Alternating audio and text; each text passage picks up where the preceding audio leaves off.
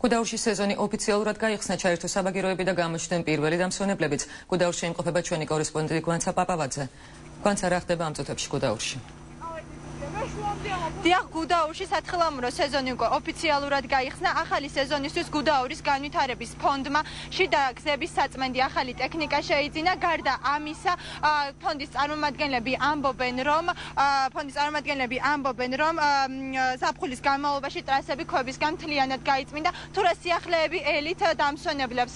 უფრო ცვლად ამის შესახებ ჩვენ გუდაურის განვითარების ფონდის ხელმძღვანელი შალვა ბულაშვილი გვეტყვის. ბატონო შალვა, რითი იქნება წლევანდელი წელი განსხვავებული შაშანდელისგან? პირველ რიგში მინდა დაგიდასტუროთ, დღეს ნამდვილად დილით ოფიციალურად გაიხსნა თბილისის მერია და გუდაურის განვითარების ფონდმა ოფიციალურად გახსნა გუდაურის ზამთრის სეზონი გუდაურში.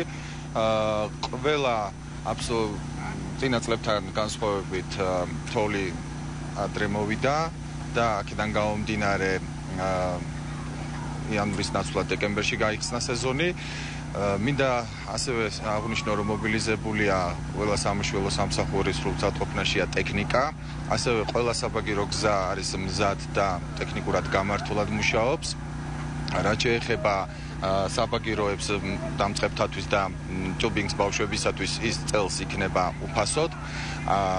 გარდა იმ ინფრასტრუქტურული პროექტებისა, რომელიც ზაფხულის განმავლობაში თქვენ აღნიშნეთ, ქვებისაგან გაიწმინდა მთა, არის კიდევ გამაგრებითი სამუშაოები ჩაუტარდა რეაბილიტაცია სახლებს, გალამაზდა თბოენერგო მასალებით შეიფუთა, გადაიხურა და ასე შემდეგ. ანუ სრულ მზადყოფნაშია გუდაური იმისათვის, რომ უმასპინძლოს როგორც ადგილობრივ, ისე უცხოელ დამსვენებელს და ველით რაც შეიძლება ბევრ დამსვენებელს, იმისათვის, რომ კომფორტულად და სიამოვნებით სასიამოვნო დრო გაატარონ. უღრმესი მადლობა.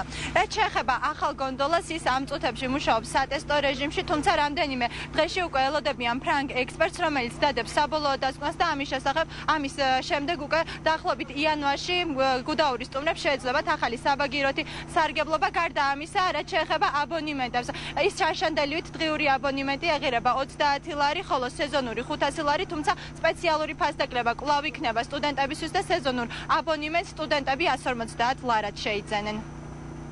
გუდაურიდან ჩვენ ჟურნალისტი გვანცა პაპავაძე გვერდებოდა. მადლობა გვანცა.